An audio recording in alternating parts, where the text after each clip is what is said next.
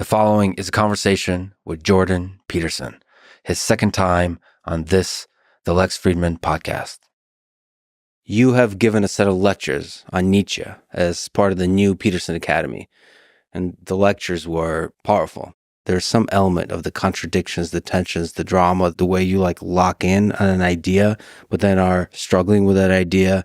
All of that feels like it's a Nietzschean. Yeah, well, he's a big influence on me stylistically and in terms of the way I approached writing. And also many of the people that were other influences of mine were very influenced by him. So I was blown away when I first came across his writings. They're so intellectually dense that I don't know if there's anything that approximates that. Dostoevsky maybe, although he's much more wordy. Nietzsche is very succinct, partly because he was so ill, because he would think all day. He couldn't spend a lot of time writing, and he condensed his writings into very short, this aphoristic style he had, and it's really something to strive for. And then he's also an exciting writer, like Dostoevsky, and dynamic and romantic in that emotional way. And so it's really something. And I really enjoyed I did that lecture that you described. That lecture series is on the first half of Beyond Good and Evil, which is a stunning book. And that was really fun to take pieces of it and then to describe what they mean and how they've echoed across the decades since he wrote them. And yeah, it's been great.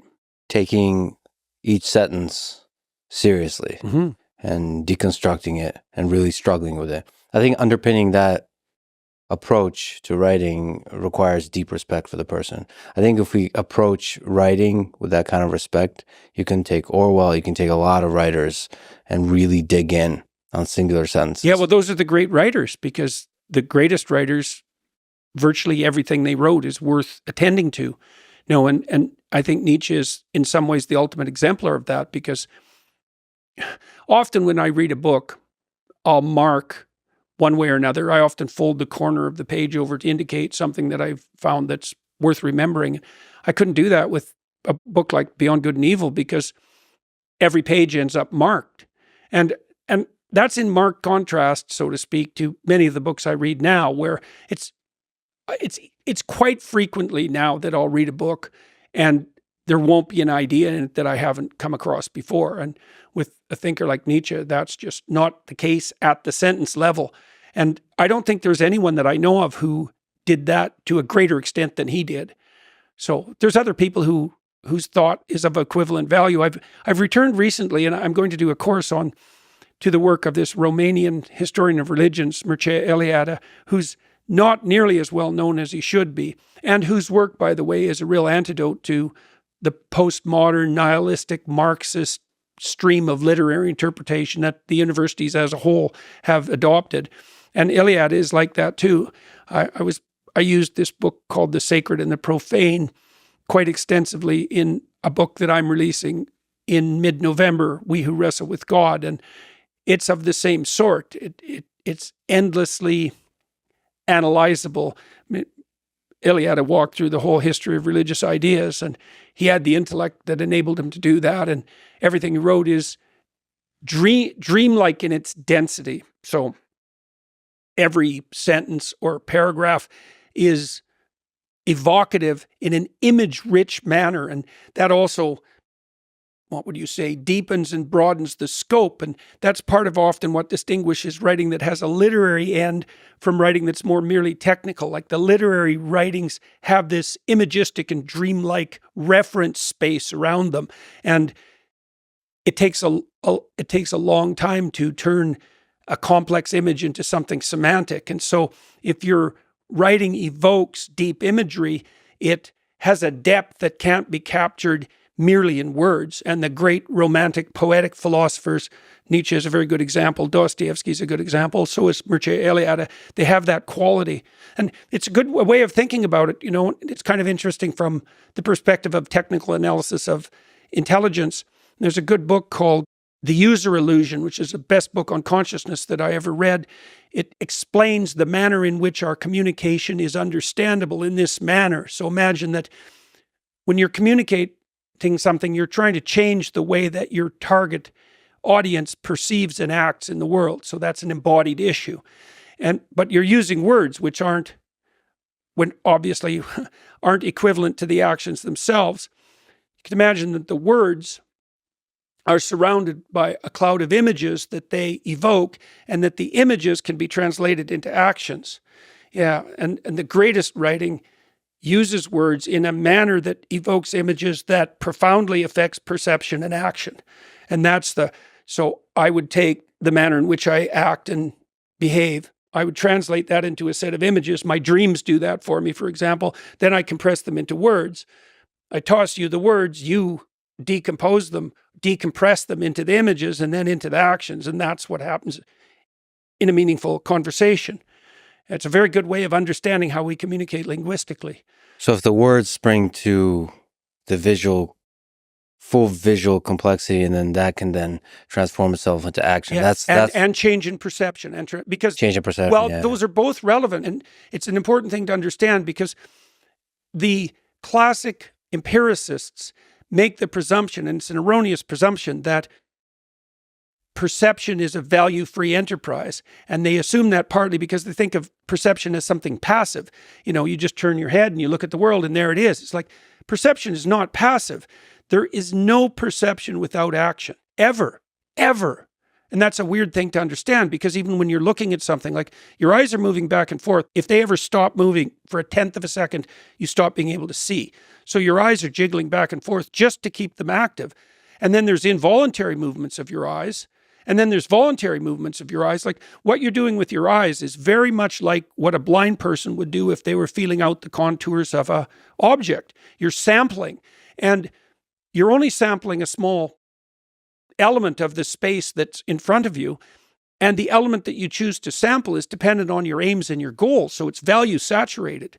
And so all your perceptions are action predicated. And partly what you're doing when you're communicating is therefore not only changing people's actions, let's say, but you're also changing the strategy that they use to perceive. And so you change the way the world reveals itself for them. See, this is why it's such a profound experience to read a particularly deep thinker, because you could also think of your perceptions as the axioms of your thought. That's a good way of thinking about it. A perception is like what would you say? It's a thought that's so set in concrete that you now see it rather than conceptualize it. A really profound thinker changes the way you perceive the world. That's way deeper than just how you think about it or how you feel about it. What about not just profound thinkers, but thinkers that deliver a powerful idea? For example, utopian ideas of Marx, or utopian ideas, you could say dystopian ideas of Hitler. Those ideas are powerful, and they can saturate all your perception with values, and they focus you in a way where there's only a certain set of actions. Yeah, right. Even a certain set of emotions as well. And it's intense and it's direct, and they're so powerful that they completely alter the perception, and the words spring to life. Yeah, it's like a form of possession. So there's two things you need to understand to make that clear. The first issue is that, as we suggested or implied, that perception is action predicated, but action is goal predicated, right? You act towards a goal. And these propagandistic thinkers that you described, they attempt to unify all possible goals into a coherent singularity. And there's advantages of that. There's the advantage of simplicity, for example, which is a major advantage. And there's also the advantage of motivation, right? So if you provide people with a simple manner of integrating all their actions, you decrease their anxiety and you increase their motivation. Now, that can be a good thing if the unifying idea that you put forward is valid, but it's the worst of all possible ideas if you put forward an invalid unifying idea. And then you might say, well, how do you distinguish between a valid unifying idea and an invalid unifying idea? Now, Nietzsche was very interested in that, and I don't think he got that exactly right. But the postmodernists, for example, especially the ones, and this is most of them with the neo-Marxist bent, their presumption is that the fundamental unifying idea is power, that everything's about compulsion and force, essentially, and that that's the only true unifying ethos of mankind, which is, I don't know if there's a worse idea than that. I mean, there are ideas that are potentially is dangerous. The nihilistic idea is pretty dangerous, although it's more of a disintegrating notion than a unifying idea. The hedonistic idea that you live for pleasure, for example, that's also very dangerous. But if you wanted to go for sheer pathology, the notion that, and this is Foucault in a nutshell, and Marx for that matter, that power rules everything, not only is that a terrible unifying idea, but it fully justifies your own use of power. And I don't mean the power Nietzsche talks about. His will to power was more his insistence that a human being is an expression of will rather than a mechanism of self-protection and security. Like he thought of the life force in human beings as something that strived not to protect itself, but to exhaust itself in being and becoming. It's like an upward-oriented motivational drive, even towards meaning. Now he called it the will to power, and that had some unfortunate consequences. At least that's how it's translated. But he didn't mean the power motivation that people like Foucault or Marx became so hung up on. So it's not power like you're trying to destroy the other. It's power, full flourishing of a human being, the creative force of a human being. In that way. You could imagine that, and you could imagine that you could segregate competence and ability. Like imagine that you and I were going to work on a project. We could organize our project in relationship to the ambition that we wanted to attain, and we can organize an agreement so that you were committed to the project voluntarily, and so that I was committed to the project voluntarily. So that means that we would actually be united in our perceptions and our actions by the motivation of something approximating voluntary play. Now, you could also imagine another situation where I said, here's our goal, and you better help me or I'm going to kill your family. Well, the probability is that you would be quite motivated to undertake my bidding. And so then you might say, well, that's how the world works. It's power and compulsion. But the truth of the matter is that you can force people to see things your way, let's say, but it's nowhere near as good a strategy, even practically, than the strategy that would be associated with something like voluntary joint agreement of pattern of movement strategy towards a goal. See, this is such an important thing to understand because it helps you start to understand the distinction between a unifying force that's based on power and compulsion and one that is much more in keeping, I would say, with the ethos that governs Western societies, free Western societies. There's really a qualitative difference, and it's not some morally relativistic illusion. So if we just look at the nuance of Nietzsche's thought, the idea he first introduced, and thus spoke Zarathustra, of the Übermensch. Yeah. It's another one that's very easy to misinterpret because it sounds awfully a lot like it's about power. Yeah, right. For example, in the 20th century, it was misrepresented and co-opted by Hitler to advocate for the extermination of the inferior non-Aryan races. Yeah, and the dominion of the superior Aryans. Yeah, and that was partly because Nietzsche's work also was misrepresented by his sister after his death. Yeah. But I also think that there's a fundamental flaw in that Nietzschean conceptualization.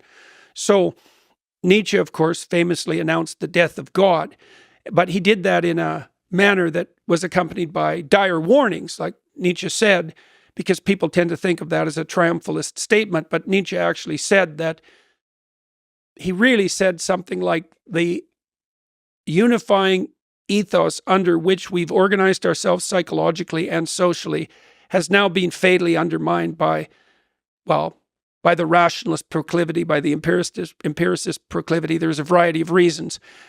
Mostly it was conflict between the Enlightenment view, let's say, and the classic religious view, and that there will be dire consequences for that. And Nietzsche knew, like Dostoevsky knew, that, there's a proclivity for the human psyche and for human societies to move towards something approximating a unity, because the cost of disunity is high. Fractionation of your goals, so that means you're less motivated to move forward than you might be because there's many things competing for your attention, and also anxiety, because anxiety actually signals something like goal conflict. So there's an inescapable proclivity of value systems to unite. Now, if you kill the thing that's uniting them, that's the death of God, they either fractionate and you get confusion, anxiety, and hopelessness, or you get social disunity, or something else arises out of the abyss to constitute that unifying force. And Nietzsche said specifically that he believed that one of those manifestations would be that of communism, and that would kill, he said this in Will to Power, that would kill tens of millions of people in the upcoming 20th century. Like he could see that coming 50 years earlier. And Dostoevsky did the same thing in his book, The Demons. So this is the thing that the a-religious have to contend with. It's a real conundrum because, I mean, you could dispute the idea that our value systems tend towards a unity, and society does as well, because otherwise we're disunified. But the cost of that disunity, as I said, is goal confusion, anxiety, and hopelessness. So it's like a real cost. So you could dispense with the notion of unity altogether, and the postmodernists did that to some degree. But they pulled off a sleight of hand too, where they replaced it by power. Now Nietzsche he's responsible for that to some degree, because Nietzsche said, with his conception of the overman, let's say, is that human beings would have to create their own values, because the value structure that had descended from on high was now shunted aside. But there's a major problem with that. Many major problems. The psychoanalysts were the first people who really figured this out after Nietzsche, because imagine that we don't have a relationship with the transcendental anymore that orients us. Okay, now we have to turn to ourselves. Okay, now if we were a unity, a clear unity within ourselves, let's say, then we could turn to ourselves for that discovery. But if we're a fractionated plurality internally, then when we turn to ourselves, we turn to a fractionated plurality. Well, that was Freud's observation. It's like, well, how can you make your own values when you're not the master in your own house? Like you're a war of competing motivations. Or maybe you're someone who's dominated by the will to force and compulsion. And so why do you think that you can rely on yourself as the source of values? And why do you think you're wise enough to consult with yourself to find out what those values are or what they should be, say, in the course of a single life? I mean, you know, it's difficult to organize your own personal relationship, like one relationship in the course of your life, let alone to try to imagine that out of whole cloth you could construct an ethos that would be psychologically and socially stabilizing and last over the long run. It's like, and of course, Marx, people like that, the people who reduce human motivation to a single axis, they had the intellectual hubris to imagine that they could do that. Postmodernists are a good example of that as well. Okay, but if we lay on the table religion, communism, Nazism, they are all unifying ethos. They're unifying ideas, but they're also horribly dividing ideas. They both unify and divide. Religion has also divided people. Yeah. Because in the nuances of how the different peoples wrestle with God, they have come to different conclusions, and then they use those conclusions, or perhaps the people in power use those conclusions to then start wars, to start hatred, to divide. Yeah, well, it's one of the key sub-themes in the Gospels is the sub-theme of the Pharisees. And so the fundamental enemies of Christ in the Gospels are the Pharisees and the scribes and the lawyers. So what does that mean? The Pharisees are religious hypocrites. The scribes are academics who worship their own intellect. And the lawyers are the legal minds who use the law as a weapon. And so they're the enemy of the Redeemer. That's a subplot in the gospel stories. And that actually all means something. The Pharisaic problem is that the best of all possible ideas can be used by the worst actors in the worst possible way. And maybe this is an existential conundrum, is that the most evil people use the best possible ideas to the worst possible ends. And then you have the conundrum of how do you separate out, let's say, the genuine religious people from those who use the religious enterprise only for their own machinations. We're seeing this happen online. Like one of the things that you're seeing happening online, I'm sure you've noticed this, especially on the right-wing psychopathic troll side of the distribution, is the weaponization of a certain form of Christian ideation. And that's often marked, at least online, by the presence of, what would you say, cliches like Christ is king, which has a certain religious meaning, but a completely different meaning in this sphere of emerging right-wing pathology. Right-wing. The political dimension isn't the right dimension of analysis, but it's definitely the case that the best possible ideas can be used for the worst possible purposes. And that also brings up another specter, which is like, well, is there any reliable and valid way of distinguishing truly beneficial unifying ideas from those that are pathological? And so that's another thing that I tried to detail out in these lectures, but also in this new book. It's like, how do you tell the good actors from the bad actors at the most fundamental level of analysis? And good ideas from the bad ideas, and you lecture on truth that Nietzsche also struggled with. So how do you know that communism is a bad idea versus it's a good idea implemented by bad actors?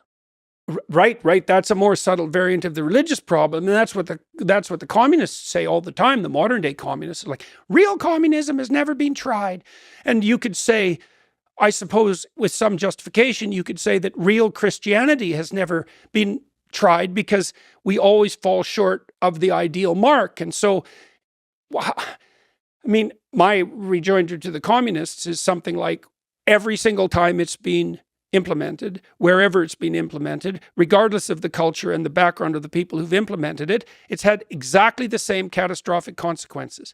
It's like, I don't know how many examples you need of that, but I believe we've generated sufficient examples so that that case is basically resolved. Now, the general rejoinder to that is, it's really something like, well, if I was in charge of the communist enterprise, the utopia would have come about. Right? But that's also a form of dangerous pretense. Part of the way, see, that problem is actually resolved to some degree in the developing notion of sacrifice that emerges in the Western canon over thousands and thousands of years. So one of the suggestions, for example, and this is something exemplified in the Passion story, is that you can tell the valid holder of an idea because that holder will take the responsibility for the consequences of his idea onto himself. And that's why, for example, you see one way of conceptualizing Christ in the gospel story is as the ultimate sacrifice to God. So you might ask, well, what's the ultimate sacrifice? And there are variants of an answer to that. One form of ultimate sacrifice is the sacrifice of a child, the offering of a child, and the other is the offering of the self.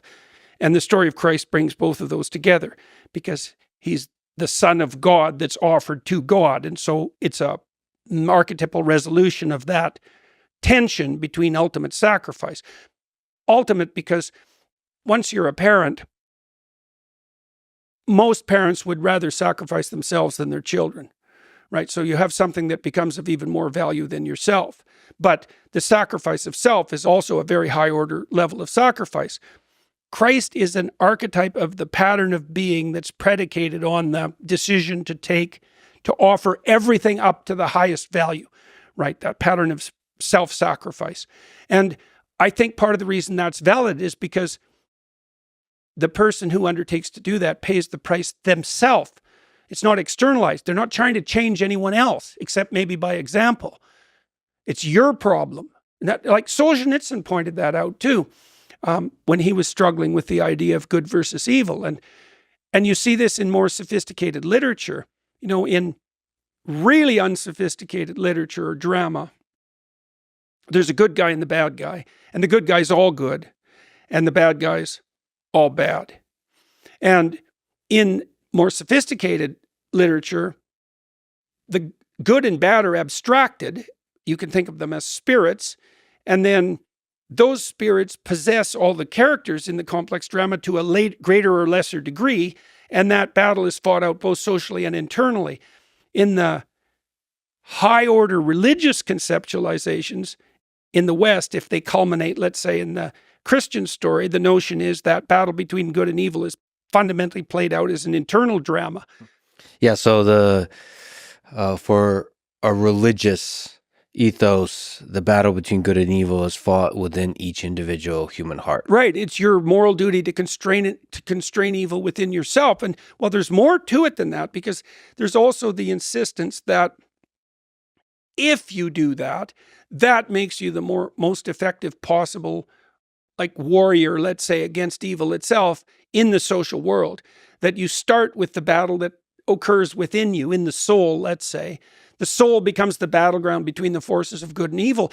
The idea that there's an idea there too, which is if that battle is undertaken successfully, then it doesn't have to be played out in the social world as actual conflict, right? You can rectify the conflict internally without it having to be played out as fate, as Jung put it. So what would you say to Nietzsche, who called Christianity the slave morality? And his critique of religion in that way was slave morality versus master morality. And then you put in Ubermensch into that.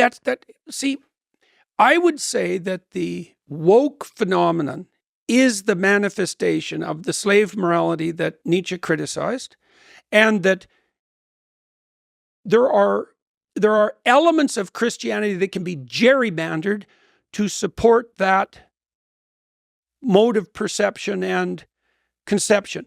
But I think he was wrong in his essential criticism of Christianity in that regard. Now, it's complicated with Nietzsche because Nietzsche never criticizes the gospel stories directly. What he basically criticizes is something like the pathologies of institutionalized religion. And I would say most particularly of the, what would you say, of the sort of casually too nice Protestant form. You know, that's a thumbnail sketch and perhaps somewhat unfair, but given the alignment, let's say, of the more mainstream Protestant movements with the woke mob, I don't think it's an absurd criticism. And it's something like the degeneration of Christianity into the notion that good and harmless are the same thing, or good and empathic are the same thing, which is simply not true and far too simplified. And I also think Nietzsche was extremely wrong in his presumption that human beings should take it to themselves to construct their own values. I think he made a colossal error in that presumption. And that is the idea of the Ubermensch, that the great individual, the best of us, should create our own values. Well, and I think the reason that he was wrong about that is that, so when God gives instructions to Adam and Eve in the Garden of Eden, he basically tells them that they can do anything they want in the walled garden. So that's the kind of balance between order and nature that makes up the human environment. Human beings have the freedom vouchsafed to them by God to do anything they want in the garden except to mess with the most fundamental rule. So God says to people, you're not to eat of the fruit of the tree of the knowledge of good and evil, which fundamentally means there is an implicit moral order and you're to abide by it. Your freedom stops at the foundation. And you can think about that. I'd be interested even in your ideas about this as an engineer, let's say, is that there is an ethos that's implicit in being itself.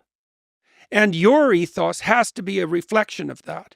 And that isn't under your control. You can't gerrymander the foundation because your foundational beliefs have to put you in harmony, like musical harmony, with the actual structure of reality as such. So I can give you an example of that. So our goal, insofar as we're conducting ourselves properly, is to have the kind of interesting conversation that allows both of us to express ourselves in a manner that enables us to learn and grow, such that we can share that with everyone who's listening. And if our aim is true and upward, then that's what we're doing.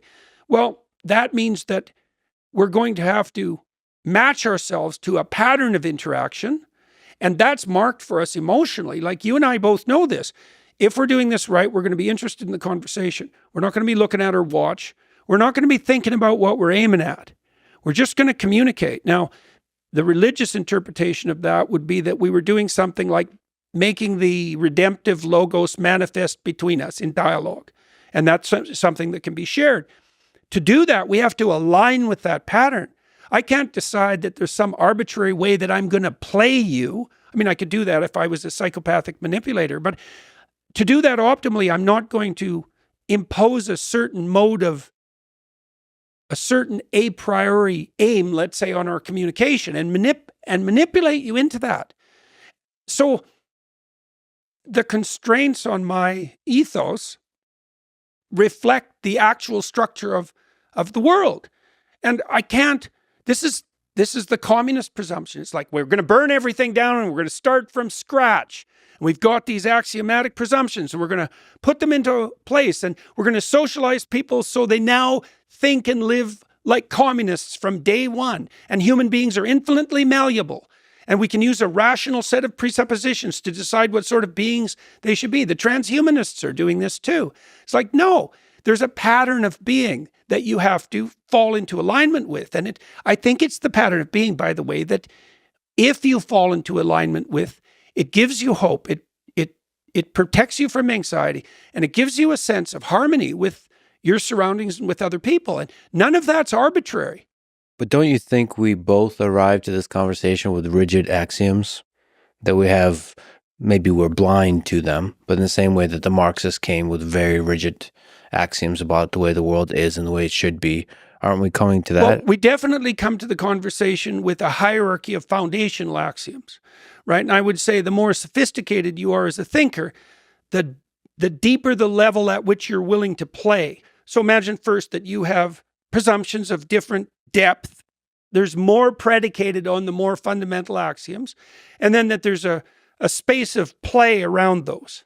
And that space of play is going to depend on the sophistication of the player, obviously. But those who are capable of engaging in deeper conversations talk about more fundamental things with more play. Now, we have to come to the conversation with a certain degree of structure because we wouldn't be able to understand each other or communicate if a lot of things weren't already assumed or taken for granted. How rigid is the hierarchy of axioms that religion provides? This is what I'm trying to understand. The rigidity of that hierarchy. It's as rigid as play. Well, play is not rigid at all. No. It's got a rigidity. There's some constraints. It took me about 40 years to figure out the answer to that question. So it wasn't, I'm serious about that. So it wasn't a random answer. So play is very rigid in some ways. So like if you and I go out to play basketball or chess, like there are rules and you can't break the rules because then you're no longer in the game. But then there's a dynamism within those rules that's, well, with chess, it's virtually infinite. I mean, I think, what is it? There's more patterns of potential games on a chessboard than there are subatomic particles in the observable universe. Like it's an insane space. So it's not like there's not freedom within it. But it's a weird paradox in a way, isn't it? Because music is like this too, is that there are definitely rules. And there are things, you can't throw a basketball into a chess board and still be playing chess. But weirdly enough, if you adhere to the rules, the realm of freedom increases rather than decreasing.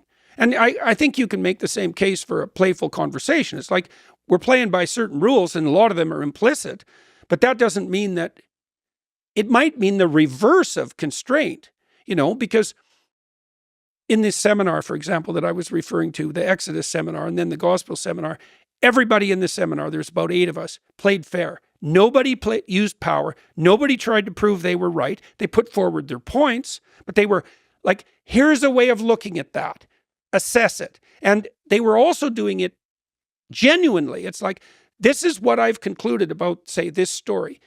And I'm going to make a case for it, but I'd like to hear what you have to say because maybe you can change it, you can extend it, you can find a flaw in it. And that's a conversation that has flow and that's engaging and that other people will listen to as well. And that's also, I think that one of the things that we can conclude now, and we can do this even from a neuroscientific basis, is that sense of engaged meaning is a marker not only for the emergence of harmony between you and your environment, but for the emergence of that harmony in a way that is developmentally rich, that moves you upward towards, what would you say? Well, I think towards a more effective entropic state. That's actually the technical answer to that. But it makes you more than you are. And there's a directionality in that.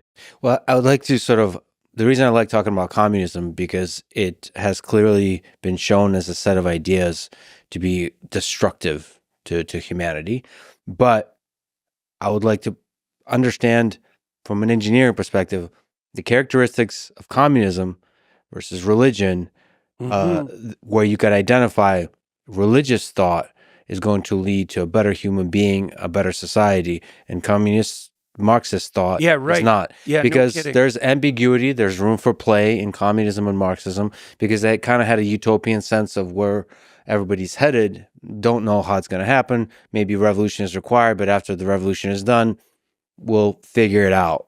And there's an underlying assumption that maybe human beings are good and they'll figure it out once you remove the oppressor. Yeah. I mean, all of these ideas kind of, until you put them into practice, they can be quite convincing. Very. If you were in the 19th century. If I was reading, which is kind of fascinating, the 19th century produced such powerful ideas. Marx and Nietzsche. Oh, fascism too, for that matter. Fascism. So, if I was sitting there, especially if I'm feeling shitty about myself, a lot of these ideas are pretty powerful as a way to plug the nihilist hole.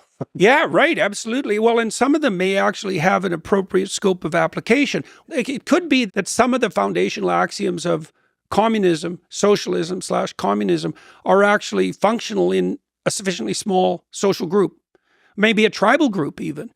Like I also have I'm not sure this is correct, but I have a suspicion that the pervasive attractiveness of some of the radical left ideas that we're talking about are pervasive precisely because they are functional within, say, families, but also within the small tribal groups that people might have originally evolved into. And that once we become civilized, so we produce societies that are united, even among people who don't know one another, different principles have to apply as a consequence of scale. So that's partly an engineering response, but I think there's a deeper way of going after the communist problem. So I think part of the fundamental problem with the communist axioms is the notion that the world of complex social interactions can be simplified sufficiently so that centralized planning authorities can deal with it. And I think the best way to think about the free exchange rejoinder to that presumption is, no, the sum total of human interactions in a large civilization are so immense that you need a distributed network of cognition in order to compute the proper way forward. And so what you do is you give each actor their domain of individual choice so that they can maximize their own movement forward, and you allow the aggregate direction to emerge from that rather than trying to impose it from the top down, which I think is computationally impossible. So that might be one engineering reason why the communist solution doesn't work. Like I read in Solzhenitsyn, for example, that the Central Soviet authorities often had to make 200 pricing decisions a day. Now, if you've ever started a business or created a product and had to wrestle with the problem of pricing, you'd become aware of just how intractable that is. Like, how do you calculate worth? Well, there's the central existential problem of life. How do you calculate worth? It's not something like a central authority can sit down and just manage. And there is a lot of inputs that go into a pricing decision. And the free market answer to that is something like, well, if you get the price right, people will buy it and you'll survive. This is a fascinating way to describe how ideas fail. So communism perhaps fails because just like with people who believe the earth is flat, when you look outside, it looks flat, but you can't see beyond the horizon, I guess. So Yeah, right. In the same way with communism seems like a great idea in my family and my people I love, but it doesn't scale. And it doesn't iterate. It doesn't. And that's a form iterate. of scaling too. Right. Well, I mean, whatever ways it breaks down, it doesn't scale. Yeah. And you're saying religious thought is a thing that might scale. I would say religious thought is the record of those ideas that have in fact scaled. Right. And Right. iterated. Well, And iterated. Does religious thought iterate? So, I mean, there's a fundamental conservative aspect to religious thought. Yeah. Tradition. Yeah. This is why I like Mircea Eliade, for example, who I referred to earlier. One of the things Eliade did, and very effectively, and people like Joseph Campbell, who in some ways were popularizers of Eliade's ideas and Carl Jung's, what they really did was devote themselves to an analysis of those ideals ideas that scaled and iterated across the largest possible spans of time. And so Iliad and Jung, Eric Neumann, they were looking, and Campbell, they were looking at patterns of narrative that were common across religious traditions that had spanned millennia, and found many patterns. The hero's myth, for example, is one of those patterns. And it's, I think, the evidence that it has its reflection in human neurophysiology and neuropsychology is incontrovertible. And so these foundational narratives, they last. They're common across multiple religious traditions. They unite, they work psychologically, but they also reflect the underlying neurophysiological architecture.